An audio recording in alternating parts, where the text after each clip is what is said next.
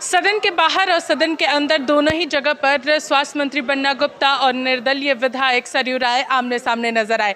स्वास्थ्य विभाग को लेकर के लगातार सरयू राय सवाल उठा रहे थे और जिस तरीके से कोरोना काल में जो प्रोत्साहन राशि मिलनी थी उसको लेकर के लगातार अगस्त महीने से ही वो सदन में सवाल खड़े किए थे और अब तक उसका जवाब नहीं मिलने पर एक बार फिर से सरयू राय ने बन्ना गुप्ता से सवाल पूछे सदन में, मगर उसके जवाब जो है वो इस तरीके से बन्ना गुप्ता ने दिए हैं। सीधे सुनिए क्या कुछ दोनों ही विधायकों ने कहा है।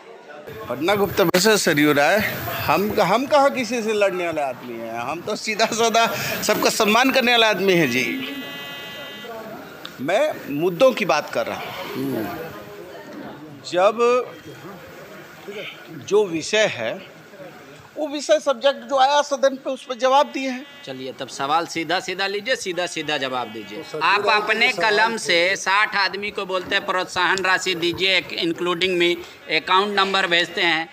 सवाल का जवाब आप कहते हैं कोर्ट में देंगे, सदन में नहीं देते। पिछला समय का बोल रहे हैं आपको मनमानी मिल चुकी है राज्य सरकार के तरफ से। स्वास्थ्य विभाग को आप हाँक के चला रहे हैं, जैसे मन कर रहा है वैसे नियम कानून ताक पे रख दिए हैं। इतने हम बलशाली हैं या इतने हम क्रूर आदमी हैं, इतने सरल सहज सबसे मिलनसार कभी हमको देखा है आज तक तनाव में? हंसते हुए मिलते हैं, हंसते हुए बात करते हैं, सबका सम्मान करते हैं। यही तो हमारी संस्कृति है। लेकिन सदन है, सदन में तो जवाब देना होगा, सरकार के पक्ष में मजबूती से बात करनी होगी। यदि बात सरकार युवाओं की सरकार है, मजबूत सरकार है, बहुमत की सरकार है, गठबंधन की सरकार है, तो हमने मजबूती से अपनी बात रखी है। इसमें बुरा क्या है? तो बोले जुलाई का जवाब क्यों नहीं दे रहे हैं सदन में? अरे भाई जो सदन की बात है सदन में किया है, जवाब दे रहे हैं, जवाबें तो दे रहे हैं। कहाँ जवाब नहीं दिया? बिना जवाब की तरफ से कोई जवाब नहीं आया। बिना जवाब दिए इतना कैमरा आप लोग लगा देते। आपने कहा हम डरेंगे नहीं। कल तक आप कह रहे थे हम पिछड़े का बेटा डरा रहते हैं। आज आपने कहा सरयू राय को कि हम डरने वाले नहीं हैं आपके जैसा सवाल से। अब आपसे डरेंगे नहीं। अब आप लोग मतलब कोई एक ऐसा खाली बागे है का कोई कि खाली एक ही आदमी का नाम हुआ? कितना 11 गो आदमी ये किया। मतलब समरी लाल दलित का बेटा, कमजोर वर्ग का बेटा, उसका नाम ही नहीं बोलेगा प्रेस वाला। वो कितना अच्छे से क्वेश्चन किए हैं, उनका नाम भी बोलिए। तो कह दिया कि कंपाउंडर का डिग्री नया स्वास्थ्य मंत्री बनेगा। अरे तो अच्छा ना है, क्या दिक्कत है? यदि मैं चिकित्सकों के लिए कंपाउंडर की भूमिका में खड़ा होकर अपने चिकित्सकों को मदद करूं तो इससे बढ़िया क्या होगा? सरयू राय जी का सवाल का जवाब क्यों नहीं देना चाहते आप? देंगे कोर्ट में। अच्छा एक और सवाल, आपका एम्बुलेंस सड़ा हुआ है, स्ट्रेचर है तो आदमी नहीं है आपके पास, जितना पर्याप्त डॉक्टर होना चाहिए वो नहीं बोला। कॉटन तक का पैसा नहीं रहता आपके विभाग में। देखिए जो हमको कहना था सदन में हमने कह दिया है और आप सदन की प्रोसीडिंग निकाल लीजिए, आपको सारे जवाब मिल जाएंगे। इसलिए कहीं कोई इब्बट नहीं है। सरकार पूरी मजबूती से चल रही है, किसी के कहने से कुछ नहीं होता। ये जनता ने देखा। हमने थोड़ी उत्तर प्रदेश में हमारी सरकार थी, डबल इंजन की सरकार थी और डबल इंजन की सरकार में सब जो है नदी में बह रहे थे। कोविड में सब जो है त्राहिमाम कर रहे थे। लेकिन हम लोगों ने बिना धैर्य खोए हुए माननीय मुख्यमंत्री जी के नेतृत्व में काम किया है। वो कह रहे थे कि राजधर्म की भाषा बोल रहे थे। अरे राजधर्म तो श्रद्धेय अटल जी ने इस देश के प्रधानमंत्री जी को कहा था कि जब गुजरात में दंगा फसाद हुआ था तो उन्होंने कहा था कि भाई राजधर्म का पालन करो, तो कहाँ पालन किए? अभी राजधर्म का दुहाई हमको दे रहा है। अभी तो फिर बोलते हैं वेंटिलेटर। अरे वेंटिलेटर बनाया कौन? साइकिल जो बनाता है वो वेंटिलेटर बना दिया। अब आप बताइए कि वेंटिलेटर बनाने वाला आदमी वो वेंटिलेटर अप डाउन करा, कभी कभी देखे ऐसा बल्ब को?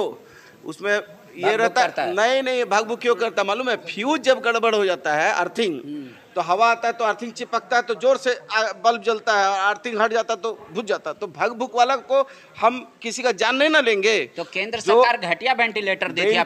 बिल्कुल केंद्र सरकार का वेंटिलेटर, जब ट्रामा के जो चीफ हैं वहाँ के प्रधान हैं भट्टाचार्य जी ने प्रधानमंत्री को वीडियो कॉन्फ्रेंसिंग में कह दिया कि ये वेंटिलेटर जो है फ्लक्चुएट करता है, ये आदमी का जान के लिए सुरक्षित नहीं है, तो उसको क्या करेंगे? अब एक माननीय विधायक कहता है कि साहब गोली नहीं निकल रही है। अरे भाई गोली, आप डॉक्टर नहीं ना हैं, डॉक्टर जो है वही ना बताएगा। मान लीजिए गोली निकालने में किसी की जान चली जाएगी और डॉक्टर कह रहा नहीं अभी स्टेबल है, इसको रोक के हम थोड़ा ठीक होने के बाद ही ऑपरेशन करेंगे, तो चिकित्सक का काम चिकित्सक को करने दीजिए। आप एम्स मैंने उनसे पूछा था, मैंने यही कहा कि हमने मैंने दवा घोटाले में जो सवाल पूछा है कल उनको उत्तर देना है, इसलिए मैं उसके बारे में चर्चा नहीं करूंगा।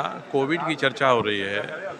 कोविड प्रोत्साहन राशि लेने के लिए इन्होंने अपना भी नाम भेज दिया, अपने सेक्रेटरी का नाम भेज दिया और मंत्री सचिवालय से 60 लोगों का नाम भेज दिया। फाइल पर है, दस्तखत है इनका भी। मैंने ही पूछा था कि मंत्री सचिवालय में कितने लोग पदस्थापित होते हैं, तो ये कह रहे हैं कि आप कैसे निर्णय करिएगा, कैसे पदस्थापित होते हैं। तो मैंने यही कहा था कि एक तो कोविड प्रोत्साहन राशि में आपने घपला किया है, इसके बारे में पिछले मानसून सत्र में अगस्त में मैंने सवाल किया था, जवाब हाउस में नहीं दिया। विधानसभा सचिवालय ने 4 बार रिमाइंडर दिया है कि भाई हमारे प्रश्न का जवाब तो दे दीजिए, आज तक जवाब नहीं दिया है। तो हाउस में जवाब नहीं देता है और बाहर में डोरंडा थाने में हम पर ये मुकदमा कर देते हैं कि हमने इनके ऑफिस से कैसे कागज़ प्राप्त किया, चाईबासा में जाके मानहानि का मुकदमा कर देते हैं। मैंने ही पूछा था कि आप सदन में तो बता दीजिए जो मैंने पूछा है, तो उसी पर अपना उखड़े हो। जो कहना था उन्होंने कहा। मैंने कहा है कि स्पीकर महोदय आप एक समिति सदन की बना दीजिए, मैं बात रखता हूँ, वो भी आ जाए, ये रखते हैं वो भी आ जाए, कौन दोषी है ये पता चल जाएगा इसके बारे में। अब आदरणीय शब्द उन्होंने भावना से कहा कि व्यंग में कहा, क्या कहा ये तो वही समझेंगे। और उन्होंने उसके बाद कहा, उससे लोग मीमांसा कर सकते हैं कि उनका इंटेंशन क्या था उसको कहने में।